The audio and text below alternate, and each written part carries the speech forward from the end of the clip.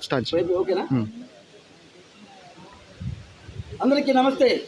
నేను మీ శీల వెంకటేశ్వర్లు, బీసీ నవచైతన్య వేదిక వ్యవస్థాపక అధ్యక్షుడిని. మిత్రులారా, ప్రజా చైతన్య యాత్ర నేటికి 45 రోజులుగా రాష్ట్ర వ్యాప్తంగా కొనసాగుతున్నది. ఈరోజు బాపట్ల మండలంలోని బాపట్ల జిల్లా చీరాల మండలం, అలాగే ఈ వేటపాలెం మండలానికి వచ్చాం. ఈ వేటపాలెం మండలంలో ఎంఆర్ఓ గారికి అర్జీ ఇచ్చి ఇప్పుడే బయటకు వచ్చి ఈ ప్రెస్ మీట్ ఏర్పాటు చేశాం. ముఖ్యంగా ఈ రాష్ట్రంలో ఉన్న అనేక సమస్యలపై బీసీ, ఎస్సీ, ఎస్టీ, మైనార్టీ సమస్యలు, మహిళా సమస్యలు, కార్మిక సమస్యలు, కర్షకుల సమస్యలు, అనేక సమస్యలపై 15 అంశాలను డిమాండ్లుగా పెట్టి గత 45 రోజులుగా దాదాపుగా 65 నుంచి 70 మండలాలు తిరిగాం. ఈ రాష్ట్రంలో ఉన్న 175 నియోజకవర్గాలు, 28 జిల్లాలు, అన్ని మండలాల్లో కూడా ఎంఆర్ఓలకు, కలెక్టర్లకు, ఆర్డీఓ గారులకు ఈ మా యొక్క డిమాండ్ల అర్జీలను ఇచ్చుకుంటూ రాష్ట్ర వ్యాప్త పర్యటన చేస్తున్నాం. ఈ పర్యటన యొక్క ముఖ్య ఉద్దేశం, ఈ రాష్ట్ర ప్రభుత్వం వచ్చి కూడా 2 సంవత్సరాలు దాటిపోయింది. ప్రభుత్వాలు ఇచ్చిన హామీలు నెరవేర్చకపోగా ప్రజల మీద దాడులు పెరిగిపోతున్నాయి. రాష్ట్రంలో శాంతి భద్రతలు కూడా దాడి తప్పుతున్నాయి. అందుకే ఒక్కొక్క సమస్యను ఏకరువు పెడుతూ ప్రభుత్వానికి ఈ రాష్ట్రంలో జరుగుతున్న విషయాలన్నీ కూడా ప్రభుత్వానికి ఒక అర్జీ రూపంలో ఇచ్చి ప్రభుత్వాన్ని అప్రమత్తం చేయటమే మా యొక్క లక్ష్యం. ముఖ్యంగా మేము ఏ రాజకీయ పార్టీకి వ్యతిరేకము కాదు, ఏ రాజకీయ పార్టీకి అనుకూలమూ కాదు.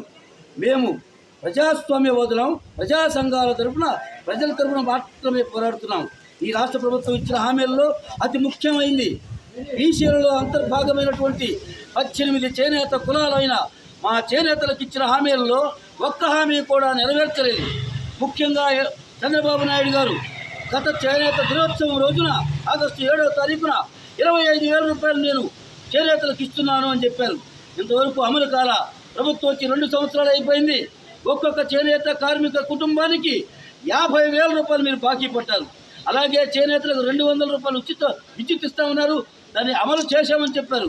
కానీ రాష్ట్రంలో ఎక్కడా సంపూర్ణంగా అమలు కాల. అనేక వంకలు పెట్టి అనేకటువంటి ఇబ్బందులు పెడుతున్నారు చేనేత కార్మికులను. వాళ్ళని పేరు తొలగిస్తున్నారు. ఇది కూడా సరి చేసుకోవాల్సిన అవసరం ఉంది. అలాగే చేనేతపై జీఎస్టీ తీసేస్తూ ఉన్నారు, రద్దు చేస్తూ ఉన్నారు. అలాగే 11 రకాల చేనేత మా ఒక్క హక్కుగా ఉన్నటువంటి దాన్ని కాపాడుతూ ఉన్నారు. ఏ ఒక్క హామీ నెరవేర్చకపోగా దాడులు ఎక్కువవుతున్నాయి. ఇటీవలనే చేనేత నాయకులపై కూడా, కుల సంఘాల నాయకులపై కూడా దాడులు జరిగాయి. ధర్మవరంలో, అలాగే మదనపల్లిలో కూడా దాడులు జరుగుతున్నాయి. నిన్నగాక మొన్న కూడా ఈ రాష్ట్ర శాంతి భద్రతల విషయానికి వస్తే, నిన్నగాక మొన్న విజయవాడలో సాయికృష్ణ మీద జరిగిన అమానుషమైన చర్య, అది లాకప్ డెత్ చేసి చంపేశారు. అతను ఓసినా, దొంగ, మంచోడ, చెడ్డోడ పక్కన పెట్టండి. రాజ్యాంగం అమలు కావాలా లేదా? బాబాసాహెబ్ అంబేద్కర్ గారు చెప్పినట్లు ఈ దేశంలో కానీ, ఈ రాష్ట్రంలో కానీ అందరికీ సమానమైన హక్కులు, అందరికీ సమానమైన అవకాశాలు, అందరికీ సమాన రక్షణ ఉండాలి. ఎక్కడుంది రక్షణ? మీ పాలన వచ్చిన తర్వాత గత ప్రభుత్వం మీద అనేక ఆరోపణలు చేశారు. అది అరాచకం అన్నారు. ఓకే, మీరు వచ్చారు కదా, మీరు వచ్చిన తర్వాత చేస్తుంది ఏమిటి? ఈ రాష్ట్రంలో దాడులు ఆగాయా? ఆపమని మా డిమాండ్. అలాగే రాజ్యాంగం ప్రకారం, చట్ట ప్రకారం బీసీలకు కూడా ఈ రాష్ట్రంలో కానీ, దేశంలో కూడా ఇంతవరకు చట్టసభలో అవకాశాలు లేవు. ఓన్లీ లోకల్ బాడీ ఎన్నికల్లో ఉన్న 34% రిజర్వేషన్లు కూడా గత జగన్మోహన్ రెడ్డి గారు కానీ, అంతకుముందు కూడా 34% ఉన్నదాన్ని 24% తగ్గించి మా బీసీల గొంతు కోశారు. అందుకే జగన్మోహన్ రెడ్డిని 151 సీట్ల నుంచి 175 సీట్లు పోవాలంటే ఆయన తగ్గించి 11 సీట్లకు పరిమితం చేశారు ఈ బీసీ ప్రజలే. ముఖ్యమంత్రి చంద్రబాబు నాయుడు గారు, మీరు గత 2012 రోజునే మీరు మేనిఫెస్టోలో పెట్టారు, బీసీలకు లోకల్ బాడీలో 34% కాదు 50% ఇస్తా ఉన్నారు. ఎక్కడ ఇచ్చారు సార్? 5 సంవత్సరాల పరిపాలన అయిపోయింది. పంచాయతీ ఎన్నికలు జరపకుండానే మీ పాలన కొనసాగించారు. అందుకే మీకు 19లో ప్రజల బుద్ధి చెప్పి 23 సీట్లకు పరిమితం చేశారు. ఇప్పుడు మళ్ళీ హామీలు ఇచ్చారు, అలవికాని హామీలు ఇచ్చారు. సంతోషం, మీరు కొన్ని అమలు చేశారు. అమలు చేసిన వాటికి మేము అభినందిస్తున్నాం. మీకు పాలాభిషేకాలు చేశాం. జగన్మోహన్ రెడ్డి గారు కూడా బీసీలకు, చేనేత వర్గాలకు 24,000 ఇచ్చారు.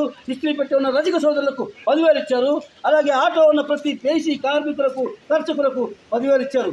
సంతోషించాం, పాలాభిషేకాలు చేశాం, అభినందించాం. కానీ అదే బీసీలకు జగన్మోహన్ రెడ్డి గారు పంచాయతీ ఎన్నికల్లో రిజర్వేషన్లు కోతబెట్టి 1750 పదవులు బీసీలకు రావాల్సిన లోకల్ బాడీ ఎన్నికల్లో పంచాయతీ ప్రెసిడెంట్లు, మెంబర్లు, కౌన్సిలర్లు, చైర్మన్ల పదవులు పోగొట్టాడు. అందుకే బీసీల గొంతు కోసాడని ఆయన్ని ఓడించాం. ఇప్పుడు మీరు చేస్తుంది ఏంటి? బీసీలకు ఒక్క పథకం అమలు చేశారా? బీసీలకు 50 ఏళ్ళకే పింఛన్ ఇస్తా ఉన్నారు. ఒక్క పింఛన్ ఇచ్చారా? మీ పరిపాలన సగం అయిపోయింది. ఒక్క పింఛన్ ఇవ్వలా. చేనేతలకు కూడా ఒక్క పింఛన్ ఇవ్వలా. అలాగే బీసీలకు రిజర్వేషన్లు కావాలి. పంచాయతీ ఎన్నికలు జరుపుకుంటున్నాం, అది జరపటంలా. అతి ముఖ్యమైనది, మేము ప్రధానమైన డిమాండ్ జనగణన జరుగుతున్నది కదా, ఈ జనగణనతో పాటు కులగణన కూడా జరపాలి. కులగణన జరిపి ఈ బీసీలకు రిజర్వేషన్ల చట్ట ప్రకారం, న్యాయ ప్రకారం ఎవరంతా వారికంతా, ఏ జనాభా ఎంతమంది ఉన్నారో ప్రతి బీసీ కులం కూడా, ప్రతి కులం చట్టసభల్లో అడుగు పెడితేనే ఆ కులాల కింది వారికి న్యాయం జరుగుతుంది. అందుకే జనాభా దామాషా ప్రకారం బీసీలకు రిజర్వేషన్ అడుగుతున్నాం.